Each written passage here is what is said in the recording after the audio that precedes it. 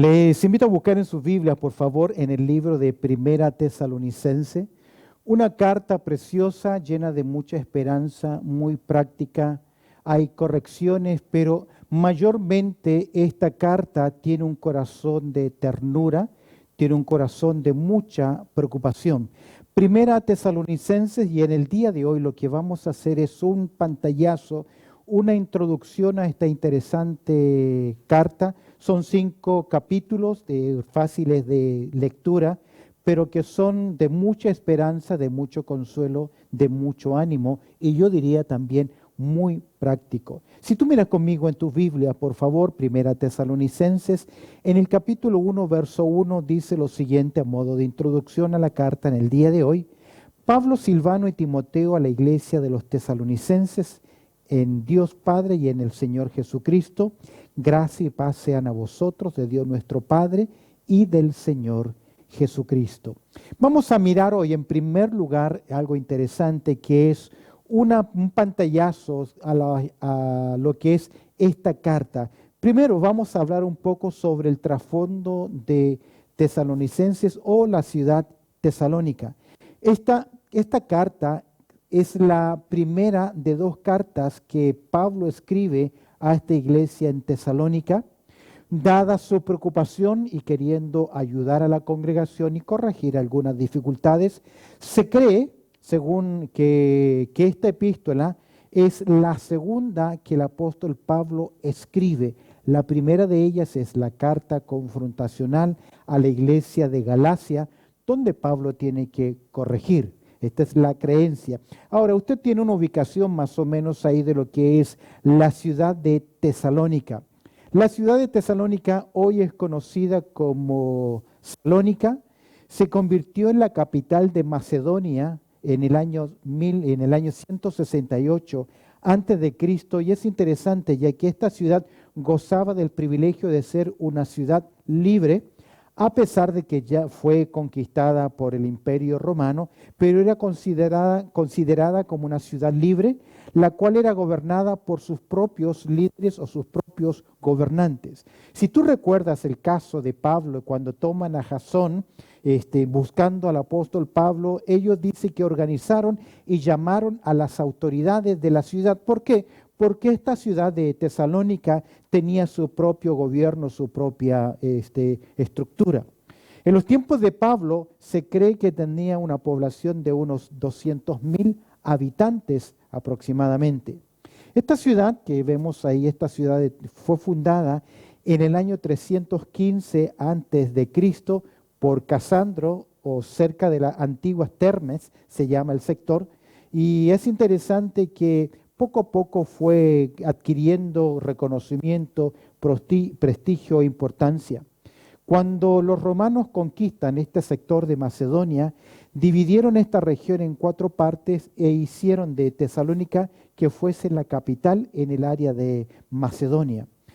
Es interesante que la mayoría de los tesalonicenses eran griegos.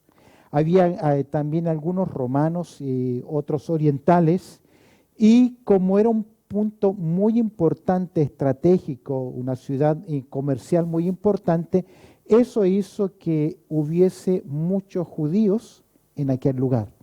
De hecho, usted sabe, donde hay buenos negocios siempre estarán la comunidad judía. Y Tesalónica tenía una gran presencia de judíos. ¿Sabes cómo notamos esto? Porque cuando Pablo llega, después de las dificultades en Filipo, va viajando y llega finalmente a Tesalónica, lo primero que él va a buscar es una sinagoga.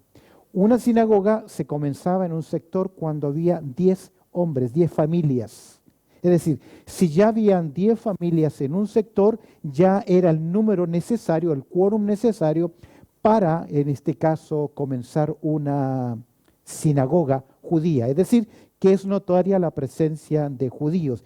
Y es interesante porque no simplemente hablando sobre la ciudad de Tesalónica, un lugar importante, sino también su fundación. Esta iglesia, la iglesia de Tesalónica, fue fundada durante el segundo viaje misionero del apóstol Pablo, alrededor del año 50 después de Cristo. Recuerda, su segundo viaje misionero.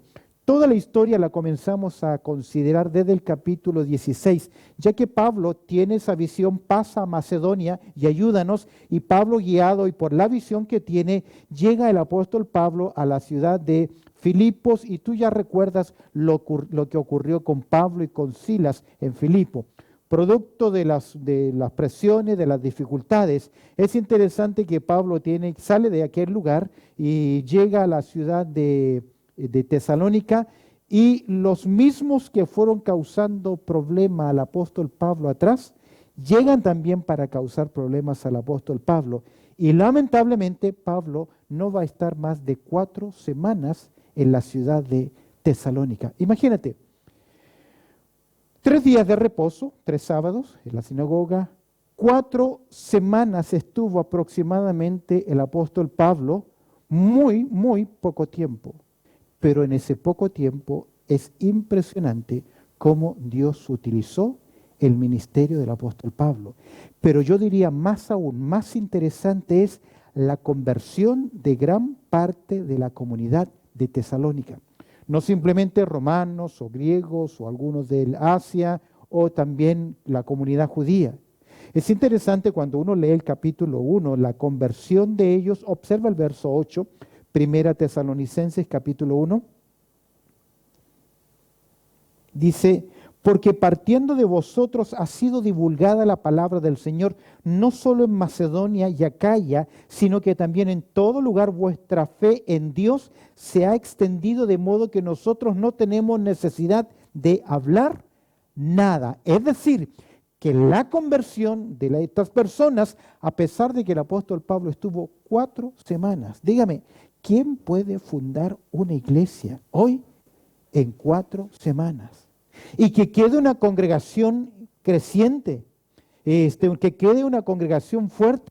Mira el verso 9, porque ellos mismos cuentan de nosotros la manera en que nos recibisteis y cómo os convertisteis de los ídolos a Dios para servir al Dios vivo y verdadero. Es decir, que la conversión de ellos fue tremendamente, no puedo decir drástica, pero fue evidente al punto que ellos renunciaron a todo su pasado. Me hace pensar en los conversos de Éfeso.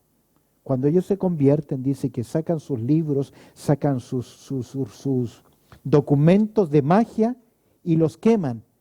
No en vano dice la palabra del Señor lo siguiente, de modo que si alguno está en Cristo, nueva criatura es, las cosas viejas pasaron, y aquí todas son hechas nuevas. Pero esta fundación duró 3 días de reposo, 4 semanas, y los mismos judaizantes que van causando problema al apóstol Pablo, nuevamente llegan acá a Tesalónica, y Pablo básicamente tiene que huir rápidamente.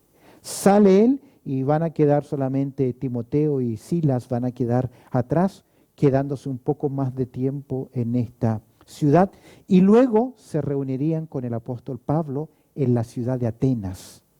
Y tal fue la preocupación de Pablo por la iglesia de Tesalónica, que desde Atenas Pablo va a enviar de regreso a Timoteo para que mire esta joven iglesia que no más de 4, de un mes, tiene de congregarse. Y cuando Timoteo regresa de la visita rápida que hace nuevamente a esta iglesia de Tesalónica y se encuentra con Pablo nuevamente, surge esta carta que es de ánimo y también de contestar algunas preguntas. Hemos visto entonces el trasfondo de Tesalónica. Observa conmigo ahora en segundo lugar, puedes seguir el apunte, el autor de Tesalónica. Es evidente al mirar el versículo 1 que es el apóstol Pablo, y concuerda el relato con la vida del apóstol Pablo.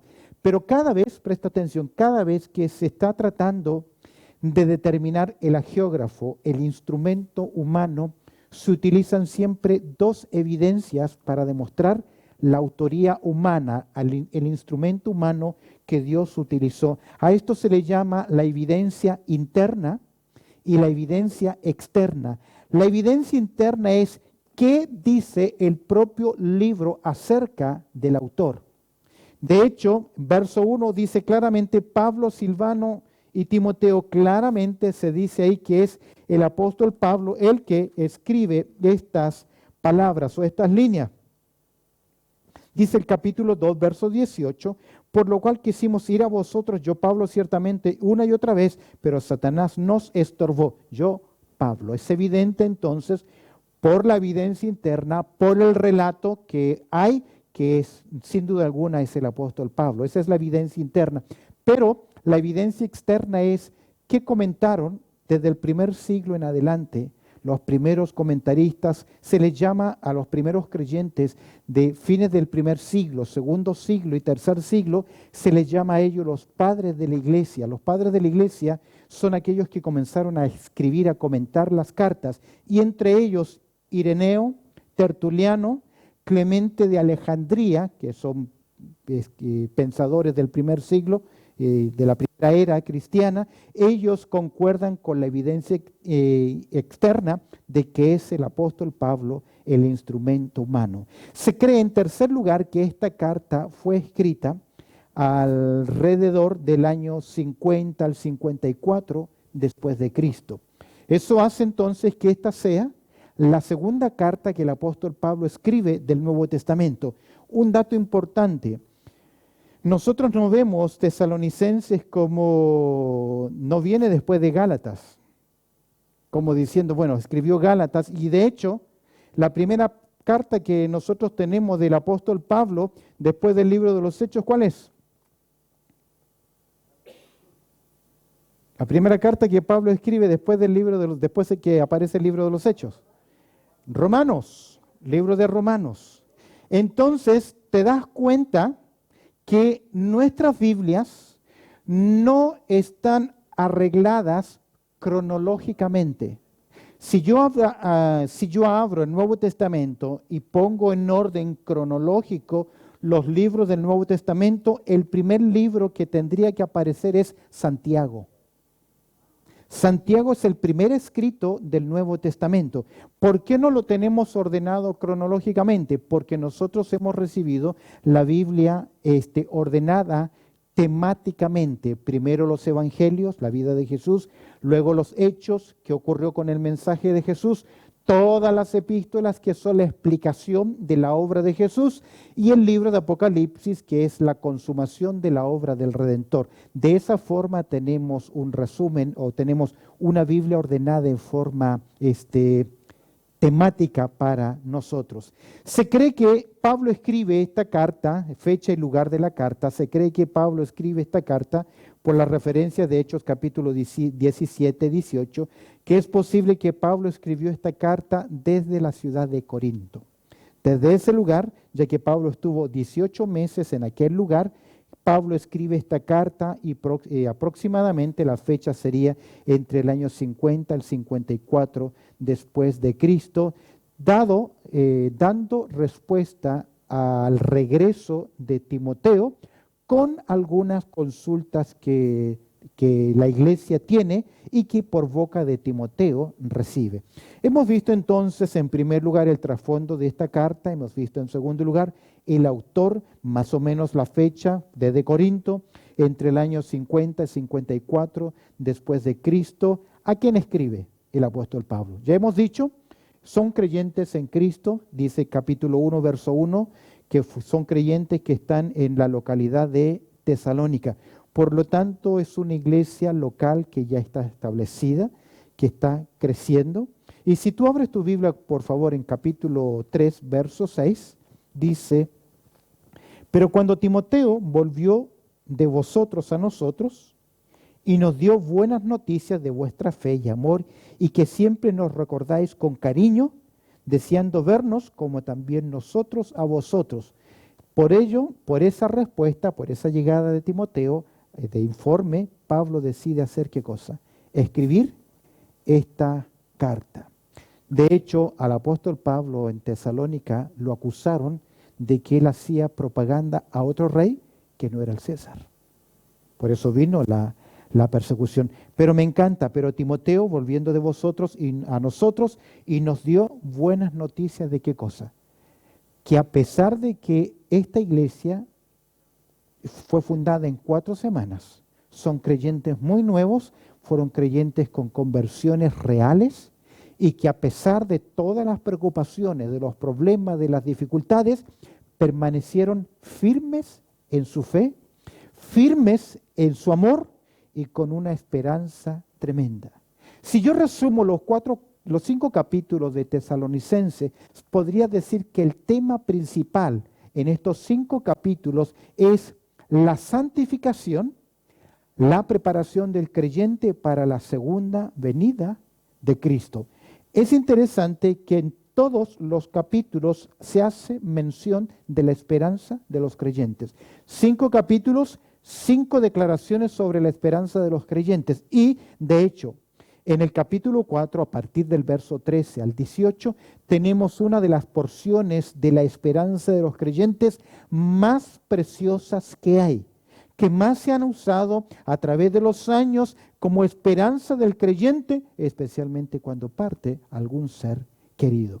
Obviamente, si el tema es la santificación, en sexto lugar, el texto clave es un texto que normalmente escuchamos a través de los predicadores que nos enseñan, el capítulo 5, verso 23, y el mismo Dios de paz os santifique por completo, y todo vuestro ser, espíritu, alma y cuerpo, sean guardados irreprensibles para la venida de nuestro Señor Jesucristo.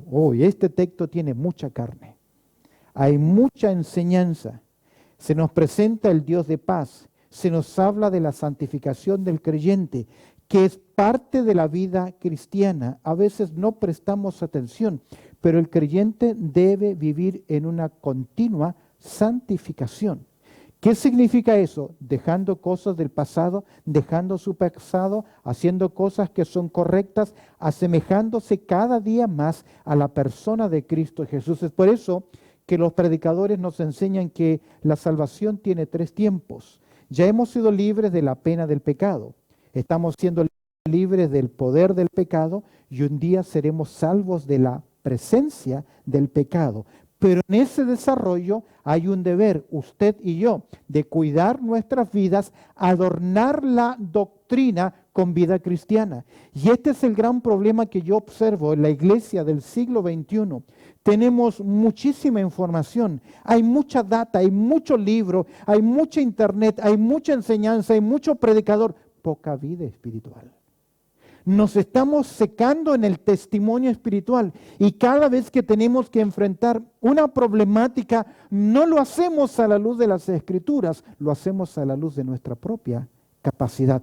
De ahí que el tema es la santificación y la preparación del creyente para la segunda venida de Cristo, y un texto interesante: y el mismo Dios de paz os santifique por completo y todo vuestro ser. Y mira cuál es nuestro ser. Se describe cómo es la formación del hombre. El hombre tiene una parte física y tiene una parte espiritual. Y la composición del hombre es espíritu, alma y cuerpo. Ya sea que lo consideres como forma tripartita o bipartita, el ser humano tiene 2 partes. Y en la parte espiritual hay un alma y hay un espíritu. Ese espíritu en la muerte vuelve a Dios porque es energía de vida, pero el alma, de acuerdo a la condición del hombre, o va al cielo o va al infierno. Y desde ese momento se determina para siempre el estado final. Alguien me decía, ¿qué pasa cuando hay ruidos en las casas y hay apariciones o los cementerios? Se escuchan ruidos. Y yo escuchaba a mi madre que ella trabajaba de noche a la espalda del cementerio general. Y había un sector del pasillo que decían: no te acerques ahí porque ahí andan espíritus vagantes, moviéndose y que asustan y que tocan a las personas, etcétera, etcétera. A la luz de las Escrituras, cuando la persona muere, inmediatamente se determina su estado eterno, sea el infierno o sea el cielo.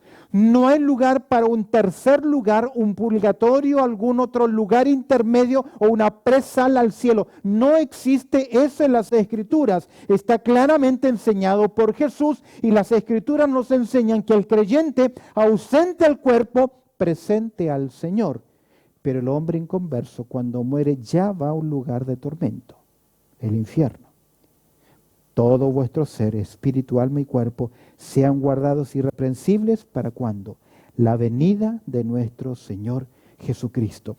Cuando tomamos estos 5 capítulos, en séptimo lugar, veamos cuál es el propósito. Cada vez que uno se sienta a escribir una carta, uno tiene algo en mente que decir.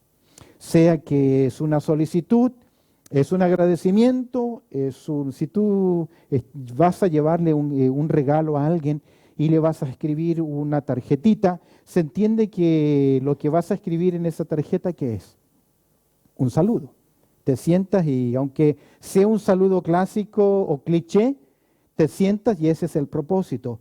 Cada vez que nosotros nos encontramos con un libro en la Biblia, con una carta, tanto en el Antiguo como Nuevo Testamento, siempre obedecen a un propósito. Cuando el predicador, cuando el maestro, cuando el enseñador no logra descubrir cuál es el propósito, cuál es el tenor del libro, la carta, fácilmente puede caer en el error de la interpretación bíblica. De hecho, por ejemplo, cuando se toma el caso de 1 Corintios capítulo 14, cuando Pablo dice, y no impidáis el hablar en lengua, se ha utilizado muchísimo este texto para enfatizar ciertos tipos de prácticas, pero ¿qué se olvida? El contexto, lo que viene explicando, lo que viene hablando el apóstol Pablo. Pongo esto como un ejemplo en Mateo capítulo 24, el que perseverare hasta el fin, este será salvo. Si yo no entiendo el propósito del libro, el propósito del escritor, hacia dónde va, puedo cometer el error de malinterpretar las Escrituras. Lo mismo ocurre con nosotros a veces queriendo utilizar versículos para apoyar nuestros puntos y aplicar esos versículos. Hay una libertad en la aplicación, pero la aplicación de esos versículos apoyando nuestros puntos siempre tiene que sujetarse a cuál es el propósito de cada libro. Viene a mi mente lo que el escritor Evis Luis Carvallosa dice al respecto. Él dice, yo no es que me molesto, dice él, pero me cuesta responder a esto. Cuando alguien viene y me dice, por favor, ¿me puede explicar qué significa esta palabra en este versículo bíblico en particular? Por favor. Por lo general, él dice, yo casi nunca puedo dar esa respuesta. Porque yo no puedo decir lo que significa esa palabra en ese capítulo, en ese versículo específico, si primero no miro el contexto de ese versículo, el contexto de ese capítulo, el contexto de ese libro y aún el contexto general de la Biblia. ¿Por qué? Porque todo escrito tiene un propósito. ¿Por qué no lo descubrimos? Porque tenemos a veces un poco de pereza en investigar las Escrituras y solamente la leemos de modo devocional y práctico, que no hay nada de malo. Pero Jesús nos dijo algo interesante, escudriñad las Escrituras. Cuando un creyente no conoce las Escrituras, no tiene la capacidad de discernir. Pablo dice, examinadlo todo y retened lo bueno. Cuando Pablo llegó a Berea, ese sector, esos hombres eran piadosos y conocían la palabra de Dios y analizaron lo que el apóstol Pablo predicó, no lo cuestionaron, pero lo analizaron a la luz de ¿qué? Del testimonio de las Escrituras. Y usted que está hoy acá, tal vez aquellos que nos están viendo o los que nos están oyendo, que son creyentes, usted no tiene que creer todo lo que el predicador le dice. Usted debe creer lo que la palabra de Dios le dice. Y hay dos cosas importantes. El predicador debe tener contenido y también debe tener compasión para compartir la palabra del Señor. Ahora, cuando Pablo escribe esta carta en estos 5 capítulos, tiene algunos propósitos interesantes. En primer lugar, es evidente que el apóstol Pablo quiere reconocer, quiere alabar a los creyentes de Tesalónica por la firmeza de su fe y por la fuerza que ellos tienen en la predicación del Evangelio. Pero de hecho, Pablo siempre dice, el verso 3, debemos dar siempre gracias a Dios por vosotros, hermanos, como es digno, por cuanto vuestra fe va creciendo y el amor de todos y cada uno de vosotros abunda para con los demás. Es decir, Pablo dice, yo doy gracias al Señor porque los hermanos de la iglesia en Tesalónica tienen amor, tienen esperanza y es evidente su amor en ellos. Segundo propósito de Pablo consiste en contestar a ciertas preguntas que a través de Timoteo llegaron al apóstol Pablo. Mira el capítulo 4, versículo 13. Capítulo 4, verso 13. Pablo dice lo siguiente: tampoco queremos, hermanos, que ignoréis acerca de los que duermen, para que no os entristezcáis como los otros que no tienen esperanza. ¿Qué vemos acá? Cada vez que Pablo utiliza la frase no quiero, hermanos, que ignoréis, es porque ya había un problema de ignorancia y la ignorancia estaba afectando la conducta. Y escúcheme bien, errores en la conducta, errores en la fe. Por eso es tan importante que una iglesia tenga estos nuestros estatutos de fe lo más claro, lo más profundo posible, para que todo creyente entienda claramente, ok, esta es la doctrina, por este camino nosotros vamos a crecer. Y Pablo quiere contestar y corregir ciertas preguntas. Pablo tuvo que darles instrucciones referente a la situación de los creyentes que habían muerto, los que morirían, pero también él está hablando acerca de la venida del Señor y la esperanza. ¿Ves? Los propósitos: alabar, corregir. En tercer lugar, refutar las acusaciones falsas de algunos enemigos locales del Evangelio, específicamente que los apóstoles habían predicado el Evangelio de Cristo solamente para que ellos sacaran ventaja. En el capítulo 2 tú vas a ver que Pablo dice: nosotros les predicamos la palabra de Dios y nosotros cuidamos de ustedes como una nodriza cuida ¿a quién? A sus propios hijos. Es decir, Pablo fue muy claro. ¿Él qué les llevó? El Evangelio de Cristo Jesús. No es nueva esta acusación. De hecho, cuando uno lee la segunda carta a los Corintios, Pablo le escribe con mucho dolor porque, al igual que en Tesalónica, lo acusaron al apóstol Pablo de motivaciones egoístas, de vender el Evangelio. ¿Recuerda usted aquellas películas del oeste cuando un hombre en una caravana vendía esos famosos tónicos para la salud, tónicos para el amor, que eran charlatanes y vendedores? Tenga eso en mente. Así decían que Pablo era sencillamente un charlatán y lo único que hacía era sacar beneficio de los demás. Es por eso que tú vas a ver que el apóstol Pablo, por ejemplo, a los hermanos de Corinto le dice: estas manos me han servido. ¿Por qué? Porque Pablo no quería dar la impresión que él estaba vendiendo un producto, porque el Evangelio no está a la venta. De gracia de recibiste, de gracia debemos dar. Por eso va a refutar, pero también el apóstol Pablo va a corregir algunos errores que estaban surgiendo en la iglesia. Como por ejemplo, si tú miras en el capítulo 4, el apóstol Pablo va a decir que cada uno debe tener su vaso, que hablando de su vida conyugal, de su matrimonio. Pablo quiere corregir algunos errores que estaban surgiendo. Una inclinación hacia un relajamiento moral. Mira el capítulo 4, verso 1. Por lo demás, hermanos, os rogamos y exhortamos en el Señor Jesús que de la manera que aprendisteis de nosotros, como conviene conduciros, ¿qué dice? Y agradar a Dios, así abundéis, ¿qué? Más y más. Porque ya sabéis qué instrucciones os dimos por el Señor Jesús.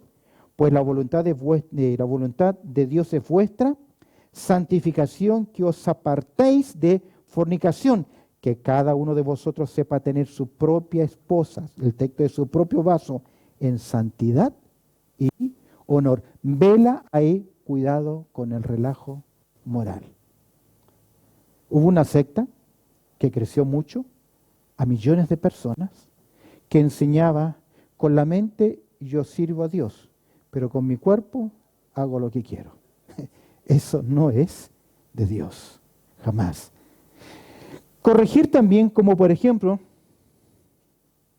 la pereza, en el capítulo 4, verso 11, y que procuréis tener tranquilidad y que ocuparos en vuestros negocios y trabajar con vuestras manos, de la manera que os hemos mandado. Parece que había algunos que se estaban relajando. Claro, si el Señor ya viene, ¿para qué voy a trabajar? Un hijo de un creyente, después de escuchar la conferencia de eventos futuros, le dijo: papá, tomé una decisión. No voy a ir a estudiar más.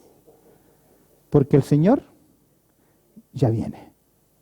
No, debemos vivir como si el Señor viniese esta noche y planificar como si viniese dentro de 100 años. Y Pablo va a corregir este punto de conducta. Dice, corrige la pereza y también la tendencia de no respetar a los líderes espirituales. En el capítulo 5, verso 12, mira lo que dice.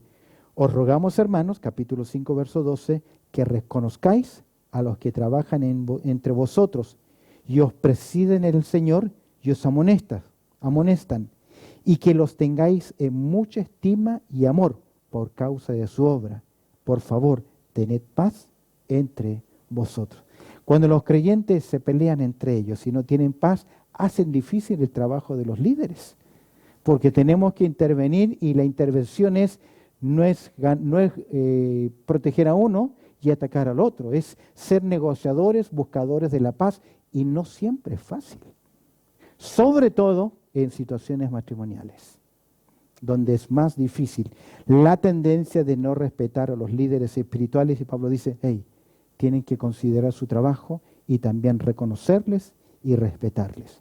Por eso yo creo una práctica muy importante de una iglesia es que a sus líderes principales, quienes llevan la palabra, deben recordarles en algún momento del año.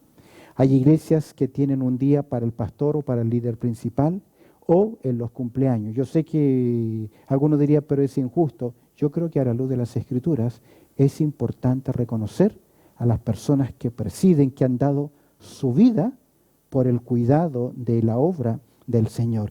Obviamente, alabar a los creyentes, contestar a ciertas preguntas, refutar acusaciones falsas acerca de los apóstoles, para corregir algunas situaciones, pero es evidente también para exaltar la deidad del Señor Jesucristo, la deidad y el señorío del Señor Jesucristo. En esta carta es interesante. 9 veces se denomina al Señor Jesucristo, 2 veces se habla de Cristo Jesús, 13 veces se le llama el Señor, 3 veces se le llama el Señor Jesús, 3 veces se le llama Cristo, 3 veces se le llama Jesús y 1 vez se le llama su Hijo. Es decir, que cada capítulo va hablando y honrando a la persona de Cristo Jesús. Avancemos y ya terminamos. 8, algunas particularidades de esta carta que son interesantes rescatar. Primero, no aparece ninguna cita bíblica del Antiguo Testamento. Obviamente porque Pablo no tiene que refutar tantos problemas doctrinales, salvo la corrección de la esperanza, del rapto de la iglesia. Y sobre el rapto de la iglesia, Pablo no tiene mucho que citar del Antiguo Testamento, porque el Antiguo Testamento habla más del día de Jehová, del día del Señor, pero no el día de Cristo o el día del rapto de la iglesia. No aparece ninguna cita bíblica del Antiguo Testamento, no hay una abundancia de doctrina en esta carta. Solamente van a haber 2 menciones a 2 doctrinas, que es los eventos futuros y la iglesia. Uno más, el estilo de la escritura de Pablo aquí es informal, es personal y es muy directo.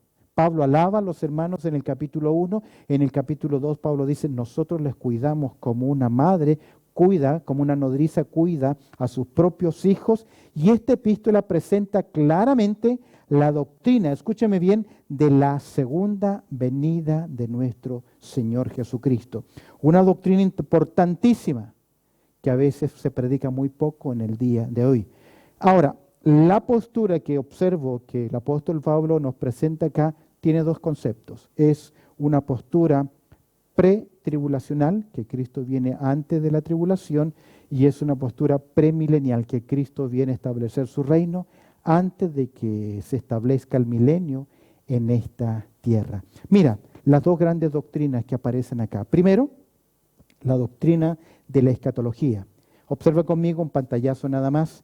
Ahí tengo un cuadro, que es lo que el apóstol Pablo enseña, que el Señor Jesucristo traslada a la iglesia, el rapto de la iglesia, y que luego su segunda venida visible en esta tierra. Y, en segundo lugar, hace mucho énfasis en la doctrina de la eclesiología. No doy detalles en esto porque van a aparecer en el transcurso del estudio de la carta. ¿Qué enseña sobre la eclesiología, que es la doctrina de la iglesia? Primero, la sujeción y respeto a los líderes, que ya hicimos mención, capítulo 5, versos 2 y 13. Segundo lugar, la exhortación mutua a la edificación. Y por último, las recomendaciones fundamentales para la vida cristiana. ¿Cuáles son las recomendaciones? Cuida tu vida espiritual. Si estamos en luz, debemos andar en luz. Se nos enseña acá en este punto importante estas enseñanzas y esta corrección práctica. Termino con lo siguiente. Hay unos pasajes que son, yo diría, famosos dentro del libro de Tesalonicenses, o mejor dicho, no tanto famosos como conocidos. Por ejemplo, el testimonio de cómo se convirtieron ellos. Dejaron sus ídolos para servir al Dios vivo y verdadero, que siempre lo citamos de capítulo 1, versos 9 y 10. Un pasaje conocido y clásico. Lo he usado tantas veces en servicios fúnebres, en predicaciones de eventos futuros. Me refiero a 1 Tesalonicenses, capítulo 4, verso 15 al 18, que habla sobre el regreso de nuestro Señor Jesucristo, la resurrección de aquellos que murieron en Él, es decir, los creyentes. Y desde el capítulo 5, verso 12 en adelante, encontramos exhortaciones cortas y variadas conocidas, como reconocer a los líderes, amonestar a los ociosos, no pagar mal por mal, estar siempre gozosos. Uno de los versículos más cortos e importantes, orad que sin cesar, no es sin cesar, orar sin cesar. Verso 18, dar gracias en todo. Verso 19, conocidísimo, no apaguéis el espíritu. Verso 22, abstenerse de lo malo. Verso 23 y 24 del capítulo 5, Dios nos santifique por completo y seamos guardados en una forma irreprensible. De esta forma tenemos un pantallazo a la primera carta del apóstol Pablo a los tesalonicenses, que nos habla sobre la esperanza. Nos habla sobre la esperanza que tú y yo tenemos en Cristo Jesús. Y si tenemos esta esperanza, ¿cómo debemos vivir entonces? ¿Cómo debemos vivir? En santidad, que todo vuestro ser, espíritu, alma y cuerpo, sean guardados, ¿qué? Irreprensibles. La santificación y la preparación del creyente para la segunda venida de Cristo. Amén. Bendito Padre Celestial, te damos gracias, Señor, por tu amor, también por tu cuidado y por este tiempo, en esta introducción a este interesante libro de 1 Tesalonicenses. Y te pido, Señor, que en las próximas semanas, en la medida que vamos ahondando en esta porción, que estas verdades prácticas que encontramos acá se hagan carne, vida en nosotros.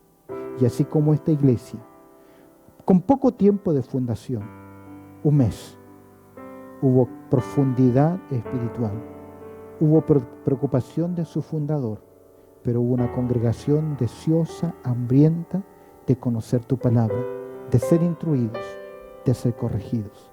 Y al igual que esta iglesia que creció en fe, que creció en amor, que creció en esperanza, cada congregación podamos imitar, especialmente nosotros, este ejemplo de estos hermanos. En Cristo Jesús oramos. Amén y amén.